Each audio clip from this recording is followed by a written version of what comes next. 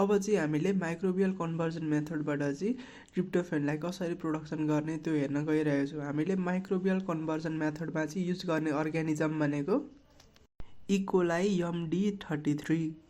यो micro organisms यानि कि इकोलाई MD33मा भएको इकोलाईमा भएको इन्जाइम ट्रिप्टोफेनेजले चाहिँ इन्डोललाई ट्रिप्टोफेनलाई इन्डोलमा कन्भर्जन गर्न सक्छ क्या। त्यही भएर हामीले यो माइक्रो अर्ग्यानिजम इकोलाई MD33 लिन्छौँ। अनि त्यहाँपछि के गर्छौँ भन्दाखेरि यो डायग्राम हेरौँ। अब हामीले चाहिँ यो माइक्रो अर्ग्यानिजम्सको सेलभित्र चाहिँ प्लाज्मिड जसले ट्रिप्टोफेनेज इन्जाइम इन्कोड गरेको हुन्छ त्यसलाई हालिदिन्छौँ, ट्रान्सफर गरिदिन्छौँ। ट्रान्सफर गरिसकेपछि यो माइक्रो अर्ग्यानिजम्सलाई चाहिँ यसको सुइटेबल ग्रोथ मिडियामा चाहिँ यसलाई 30 डिग्री सेल्सियसमा ग्रो हुनको लागि दिन्छौँ। अब यतिखेर ट्रिप्टोफेन इन्कोड गरेको प्लाज्मिड चाहिँ थोरै नम्बरमा हुन्छ यो माइक्रो अर्ग्यानिजममा, किन भन्दाखेरि भर्खर हामीले ट्रान्सफर गरेको त्यो प्लाज्मिड त ट्रिप्टोफेन इन्कोड गरेको प्लाज्मिडको डिजायरेबल नम्बर पुग्छ माइक्रोबियल सेलभित्र। तब चाहिँ हामीले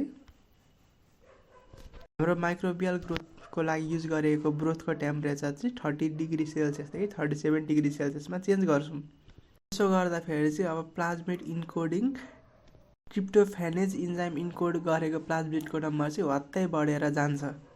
लगभग टोटल सेल प्रोटिनको 15 देखि 90% चाहिँ यही ट्रिप्टोफेनेज इन्कोड गरेको प्लाज्मिडले चाहिँ ओगट्छ क्या हामीले टेम्परेचर बढाउँदाखेरि चाहिँ। अब यो फर्मेन्टेसन गरेको ठाउँ फर्मेन्टरबाट चाहिँ अब यो माइक्रो अर्ग्यानिजमलाई धेरै जसमा चाहिँ होइन धेरै नम्बरमा ट्रिप्टोफेनेज इन्कोड गरेको प्लाज्मिड छ नि, यो सेललाई चाहिँ थपक्क अर्को फर्मेन्टरमा लगेर हालिन्छ। अब यो ट्रिप्टोफेनेज इन्जाइमले त इन्डोललाई ट्रिप्टोफेनलाई इन्डोलमा कन्भर्जन गर्न सक्छ। अनि यसले चाहिँ इन्डोललाई चाहिँ ट्रिप्टोफेनमा सुइटेबल को सब्स्ट्रेटहरू जस्तै एमोनियम एसिटेट, सोडियम पाइरुवेट, इथानोलहरूको प्रेजेन्टमा चाहिँ कन्भर्जन गर्ने हो क्या इन्डोललाई ट्रिप्टोफेनमा।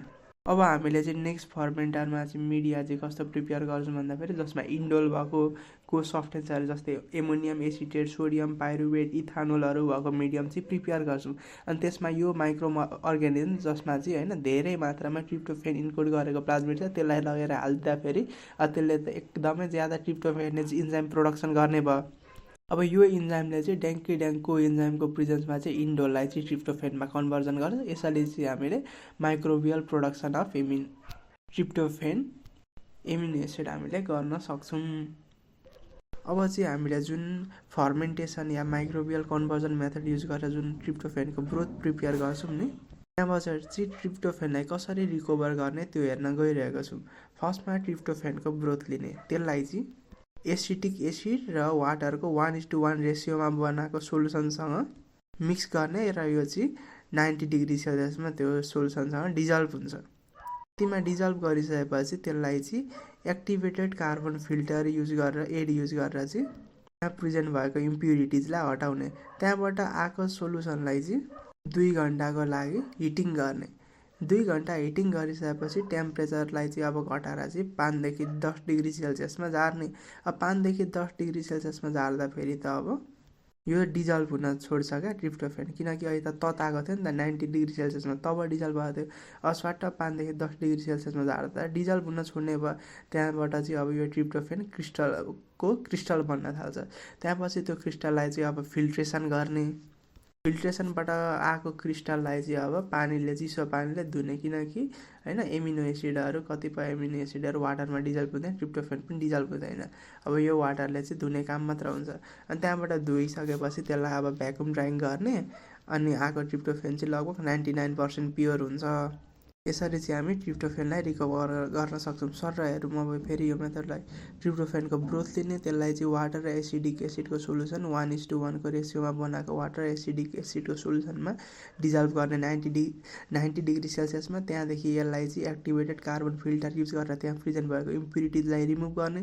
त्यहाँपछि यसलाई 2 घन्टाको लागि हिटिङ गर्ने। 2 घन्टाको लागि हिटिङ गरिसकेपछि त्यसको टेम्परेचर स्वाट्टै कुल गरेर झारिदिने 5 देखि 10 डिग्री सेल्सियसमा। होइन अघि त तातो थियो र डिजल्भ भएको थियो, अब यसरी टेम्परेचर घटाउँदा फेरि त्यो क्रिस्टलमा चेन्ज हुन्छ।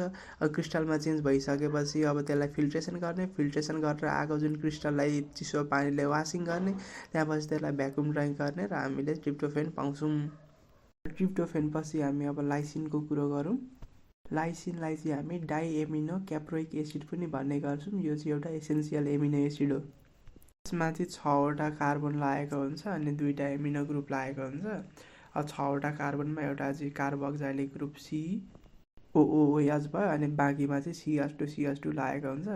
त्यसको अगाडि र त्यो कार्बोक्जाइलिक ग्रुपको छेउको कार्बनमा चाहिँ NH2 एमोनिया ग्रुप लागेको हुन्छ। अब हाम्रो लाइसिनको युज के छ भन्दाखेरि यसलाई चाहिँ लगभग कमर्सियली प्रोड्युस गरेको लगभग 80% लाइसिन चाहिँ एनिमल फिडको लागि युज गर्ने गरिन्छ। त्यसै गरी कतिपय सिरियलहरू चाहिँ लाइसिन डिफिसियन्ट हुन्छ, लिमिटिङ एमिनो एसिड लाइसिन हुन्छ नि त हैन। त्यस्तो खालको फुडमा चाहिँ फोर्टिफिकेसन गर्नको, त्यस्तो फुडबाट बनाएको प्रोडक्टलाई चाहिँ फोर्टिफिकेसन गर्नको लागि युज गरिन्छ। त्यसै गरी नर्भस सिस्टम ड्रग्सको रूपमा युज गरिन्छ लाइसिनलाई, न्युट्रिसनल थेरापीमा युज गरिन्छ, ल्याबोरेटरी रिएजेन्टमा चाहिँ यसलाई युज गरिन्छ। अब चाहिँ हामी बायोसिन्थेसिस अफ यल लाइसिन कस्तो हुन्छ भनेर हेरौँ। अब के हुन्छ भन्दाखेरि फर्स्टमा भनेको एस्पार्टेट चाहिँ एस्पार्टाइल फोस्फेटमा चेन्ज हुन्छ। एस्पार्टाइल फोस्फेट चाहिँ एस्पार्टिक बिटा सेमी अल्डिहाइडमा चेन्ज हुन्छ। एस्पार्टिक बिटा सेमी अल्डिहाइड चाहिँ डाइहाइड्रो डाइपिकोलिनेटमा चेन्ज हुन्छ। डाइहाइड्रो डाइपिकोलिनेट चाहिँ डाइएमिनो पिमेलिनेटमा चेन्ज हुन्छ र एल लाइसिन बन्छ। त्यसै गरी एस्पार्टिक बिटा सेमी अल्डिहाइड सिधै गयो भने होमोसेरिनमा चेन्ज हुन्छ। होमोसेरिन अब थियोनिनमा चेन्ज हुन्छ हैन। अब होमोसेरिन चाहिँ मिथोनिनमा पनि चेन्ज हुनसक्छ, थियोनिन चाहिँ आइसोल्युसिनमा पनि चेन्ज हुनसक्छ हैन। त्यसै गरी एल लाइसिनको ओभर प्रोडक्सन भयो भने चाहिँ त्यसले एस्पार्टेट चाहिँ एस्पार्टाइल फोस्फेटमा आइसोफङ्सनल इन्जाइमको प्रिजेन्टमा कन्भर्ट हुने हो नि त। एल लाइसिनले चाहिँ के गर्छ भन्दाखेरि त्यो आइसोफङ्सनल इन्जाइमको एक्टिभिटीलाई घटाइदिन्छ र एस्पार्टेट एस्पार्टाइल फोस्फेटमा कन्भर्ट हुन पाउँदैन। त्यसै गरी होमोसेरिन थियोनिन पनि बढी भयो भने यिनीहरूले चाहिँ फिडब्याक इनिबिसन गर्छ। त्यति जान्दा हुन्छ। अनि त्यसै गरी यो होमोसेरिन थियोनिन आइसोल्युसिन भनेको चाहिँ त्यो माइक्रो अर्गानिजम्सको लागि की कम्पोनेन्टहरू हो क्या। यदि यिनीहरू भएन भने चाहिँ त्यसको प्रोडक्सन हुँदैन हैन। एल लाइसिनको भनेको यो माइक्रो अर्गानिजम बायोसिन्थेटिक पाथवेमा जानै सक्दैन। त्यही भएर चाहिँ हामीले होमोसेरिन थियोनिन आइसोल्युसिन चाहिँ थोरै मात्रामा चाहिँ हामीले सप्लाई गर्दै गर्नुपर्छ। धेरै पनि सप्लाई गर्यो भने फिडब्याक इनिबिसन हुन्छ। त्यही भएर थोरै मात्रामा सप्लाई गर्नुपर्छ। भनेपछि यो हाम्रो माइक्रो अर्गानिजम चाहिँ डबल अक्जोट्रप्स रहेछ हैन। अब चाहिँ हामी फर्मेन्टेसन गरेर एल लाइसिनलाई कसरी प्रोडक्सन गर्न सक्छौँ त्यो हेर्न गइरहेको छौँ। फर्मेन्टेसन गर्नको लागि चाहिँ होमोसेरिन अक्जोट्रप भएको कोराइनोब्याक्टेरियम ग्लुटानिकम युज गरिन्छ। अब यो कोराइनोब्याक्टेरियम ग्लुटानिकम चाहिँ डबल अक्जोट्रप हो, किनकि यसलाई चाहिँ एउटाभन्दा ज्यादा होमोसेरिनहरू यानि कि आइसो एमिनो एसिडहरू जस्तै अब हैन थियोनिन मिथियोनिन आइसोल्युसिनहरू चाहिन्छ नि त। यिनीहरू की कम्पोनेन्ट हो क्या, यसको चाहिँ ग्रोथको लागि चाहिन्छ, जसको कारणले यो चाहिँ स्टेबल हुन्छ भनिन्छ क्या। यो भनेको के भन्दाखेरि कुनै पनि माइक्रो अर्गानिजम्सको ग्रोथको लागि चाहिँ एउटाभन्दा बढी एमिनो एसिडहरू चाहिँ चाहिन्छ। ओभर की कम्पोनेन्ट हो भने त्यो माइक्रो अर्गानिजम चाहिँ उसको ओरिजिनल स्टेटमा चाहिँ कन्भर्ट हुन सक्दैन, उसलाई गाह्रो हुन्छ भनेको क्या। त्यही भएर चाहिँ साइनोब्याक्टेरियम ग्लुटानिकम डबल अक्जोट्रप हो। यसलाई चाहिँ हैन एमिनो एसिडहरू धेरै हैन एउटाभन्दा ज्यादा चाहिन्छ, होमोसेरिनहरू जस्तै थियोनिन मिथियोनिन आइसोल्युसिनहरू, जसको कारणले यो हाइली स्टेबल हुन्छ भनेको क्या यहाँ। अनि त्यसै गरी अब ब्रान्च इनमा चाहिँ एमिनो एसिडहरू हैन ज्यादा प्रोडक्सन भयो भने यिनीहरूले त फिडब्याक इनिबिसन गर्छ नि, जस्तै एल लाइसिनले फिडब्याक इनिबिसन गर्छ, होमोसेरिन थियोनिनहरूले थेरोनिनहरूले फिडब्याक इनिबिसन गर्छ नि त। यो धेरैवटा मोलिक्युल्सहरूले चाहिँ फिडब्याक इनिबिसन गर्ने भएकाले चाहिँ यहाँ के हुँदो रहेछ भन्दाखेरि चाहिँ हाम्रो एस्पार्टेटलाई एस्पार्टाइल फोस्फेटमा चेन्ज हुन त आइसोफङ्सनल इन्जाइमहरू चाहिन्छ, धेरै इन्जाइमहरू चाहिन्छ हैन। अनि त्यहाँ चाहिँ त्यो ब्रान्च चेनमा प्रोडक्सन भएको एमिनो एसिडहरूको चाहिँ हैन ओभर प्रोडक्सन भयो, कन्सन्ट्रेसन धेरै भयो भने यिनीहरूले गएर चाहिँ फिडब्याक इनिबिसन गर्छ नि त। धेरैवटा मोलिक्युल्सले फिडब्याक इनिबिसन गर्ने भएकाले त्यो एस्पार्टोकाइनेज इन्जाइमै त्यो पाथवेबाट रिलिज हुँदो रहेछ क्या। भागिसकेपछि ओभर प्रोडक्सन हुने भयो। त्यही भएर चाहिँ यहाँ त्यसो भने the over production is due to release of aspartokinase from concentration feedback inhibition by branch in product भनेको हो क्या। त्यसै गरी हामीले चाहिँ फर्मेन्टेसन चाहिँ batch fed batch extended fed batch मोडमा गर्न सक्छौँ। अब चाहिँ हामी एल लाइसिनलाई इन्जाइमेटिक मेथडबाट कसरी प्रोडक्सन गर्ने त्यो हेर्न गइरहेको छौँ। यो इन्जाइमेटिक मेथड चाहिँ जापानको टोरे कम्पनीले निकालेको हो। उनीहरूले चाहिँ एउटा नयाँ केमिकली सिन्थेसाइज कम्पाउन्ड बनाए जसलाई चाहिँ डेक्स्ट्रोडिबोरोटेटेड डिएल अल्फा एमिनो क्याप्रोल्याक्टम भन्ने सब्स्ट्रेट बनाएका केमिकली सिन्थेसाइज गरे अल्फा एमिनो क्याप्रोल्याक्टम भन्ने। अब फर्स्टमा चाहिँ हामी यहाँ फिगर हेरौँ कसरी इन्जाइमेटिक मेथड प्रोडक्सनबाट प्रोडक्सन गरिन्छ भन्दाखेरि चाहिँ एनओसिआई साइक्लोहेक्जेन र NH3लाई चाहिँ अल्फा एमिनो साइक्लोहेक्जेन अब्जिममा चाहिँ कन्भर्ट गरिन्छ अनि यो चाहिँ फेरि अब अल्फा एमिनो क्याप्रोल्याक्टममा कन्भर्ट हुन्छ बेकमेन रिएरेन्जमेन्ट युज गरेर। केमिकली सिन्थेसिस गरेको भएर डेक्स्ट्रो र लिबोरोटेटरी फर्ममा हुन्छ कि अल्फा एमिनो क्याप्रोल्याक्टम भनेको रेसिमिक फर्ममा हुन्छ। र अब एल लाइसिन बनायो त लिबोरोटेटरी खालको एल लाइसिन होइन लाइसिन बनायो त लिबोरोटेटरी खालकै एमिनो क्याप्रोल्याक्टम चाहियो नि त। त्यही भएर फर्स्टमा चाहिँ हामीले डेक्स्ट्रो लिबोरोटेटरीलाई चाहिँ लिबोमा कन्भर्ट गर्छौँ रेसिमेज इन्जाइम युज गरेर। अनि त्यहाँपछि हाइड्रोलेज इन्जाइमले चाहिँ अब अल्फा एमिनो क्याप्रोल्याक्टमलाई लाइसिनमा कन्भर्ट गर्छ। यो मैले जुन दुईवटा इन्जाइमको कुरो गरेँ नि रेसिमेज र हाइड्रोलेज, यसको फङ्सन के भन्दाखेरि चाहिँ रेसिमेजले चाहिँ के गर्छ भन्दाखेरि चाहिँ रेसिमेजलाई चाहिँ एसिनोब्याक्टर ओबेलाई चाहिँ डिएल एसिएल मिडियममा राखेर चाहिँ इन्ड्युसिबली प्रोड्युस गरिन्छ क्या। भनेको चाहिँ यो एसिटोब्याक्टर ओबेले चाहिँ डेक्स्ट्रो लिबोरोटेटरी अल्फा एमिनो क्याप्रोल्याक्टमको प्रिजेन्समा मात्र रेसिमेज इन्जाइम प्रोडक्सन गर्छ।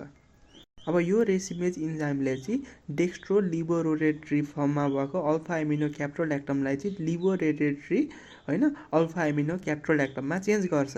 त्यहाँपछि अर्को छ हाम्रो इन्जाइम हाइड्रोलेज। हाइड्रोलेजलाई चाहिँ क्रिप्टोकोकस लुरेन्टीले चाहिँ लिबोरोटेटरी होइन अल्फा एमिनो क्याप्रोल्याक्टमको मिडियममा चाहिँ प्रोडक्सन गर्छ।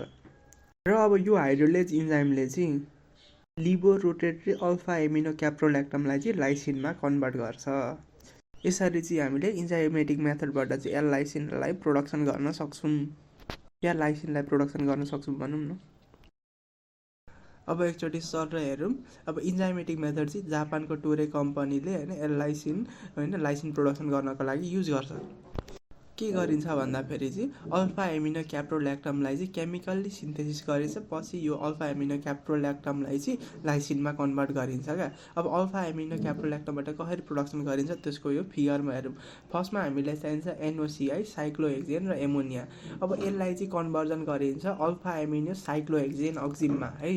हामी चाहिँ याद गर्न कसरी यो होइन कम्पाउन्डको नाम याद राख्ने भन्दाखेरि अल्फा एमिनो क्याप्रोल्याक्टमको अगाडिको अल्फा एमिनो आयो, त्यहाँपछि साइक्लोहेक्जेन त्यहाँ हालिदिने अनि त्यहाँदेखि अक्जिम भनेर चाहिँ याद राख्ने क्या अल्फा एमिनो साइक्लोहेक्जेन अक्जिम। अब यो अल्फा एमिनो साइक्लोहेक्जेन अक्जिम चाहिँ चेन्ज हुन्छ डेक्स्ट्रो लिबोरोटेटरी अल्फा एमिनो क्याप्रोल्याक्टममा। अल्फा एमिनो क्याप्रोल्याक्टमलाई चाहिँ हाइड्रोलेज इन्जाइम र रेसिमेज इन्जाइमको प्रिजेन्समा चाहिँ एल लाइसिनमा कन्भर्जन हुन्छ।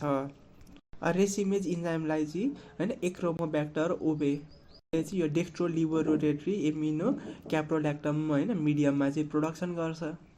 यो रेसिमेज इन्जाइमलाई चाहिँ अब डेक्स्ट्रो लिबोरोटेटरी अल्फा एमिनो क्याप्रोल्याक्टमलाई चाहिँ लिबोरोटेटरी अल्फा एमिनो क्याप्रोल्याक्टममा चेन्ज गर्छ।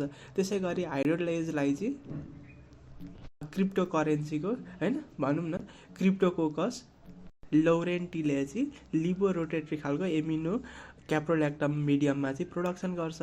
अब यसले चाहिँ लिबोरोटेटरी होइन अल्फा एमिनो क्याप्रोल्याक्टमलाई चाहिँ लाइसिनमा कन्भर्जन गर्छ। अब यसरी चाहिँ हाम्रो इन्जाइमेटिक मेथडबाट एल लाइसिन प्रोडक्सन हुन्छ।